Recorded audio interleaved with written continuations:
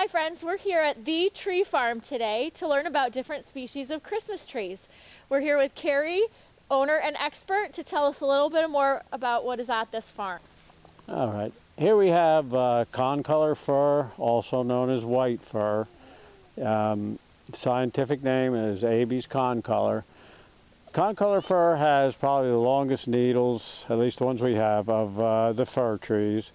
It has sort of a blue-green color, most of them are. Some are almost blue, some are just green. So that's just the genetic makeup of the tree.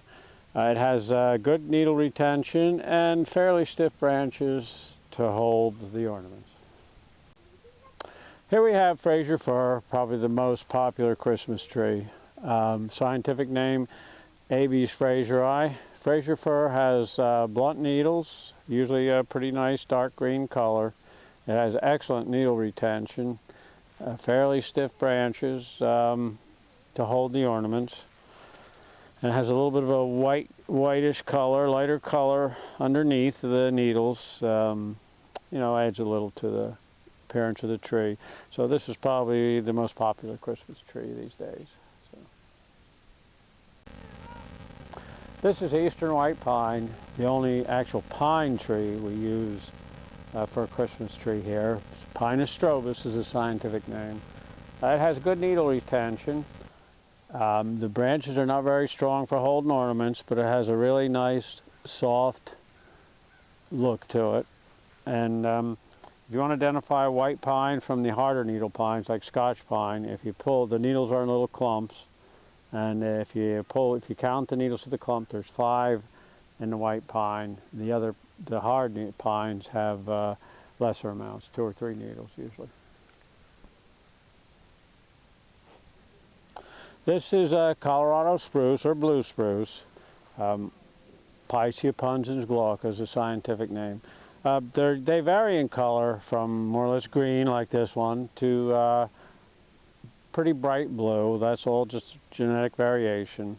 They're a little stiffer. The needles are a little sharper than some of the trees if you don't, or your kids don't like that. The branches are nice and stiff to hold the ornaments, and they generally have a pretty nice shape. So.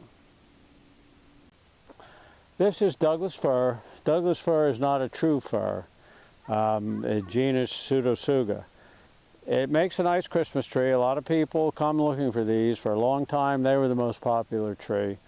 It has good needle retention. It's generally a little more dense the way they grow, so not a lot of room in between to hang ornaments, but they have a decent strength and they have a good needle retention.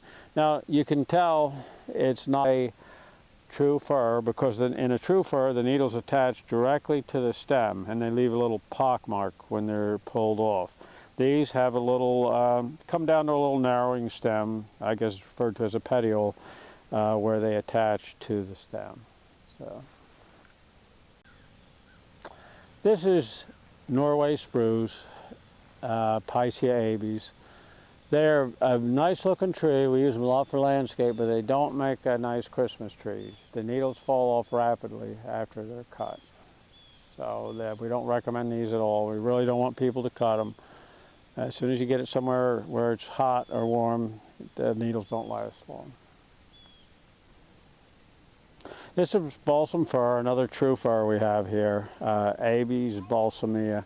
It has a little bit longer needles than the Fraser fir. It does not have the white underside really, just a little bit lighter color on the underside. Needles are not quite as blunt. And it's a nice Christmas tree. This was used for years. They used to cut them wild in Canada and northern United States. They're grown in the plantations nowadays. They have a pretty good needle retention, and the needles are not fairly stiff, so it makes a good Christmas tree. We hope you learned a lot today about different types of Christmas trees so you can find what's right for your family. Merry Christmas!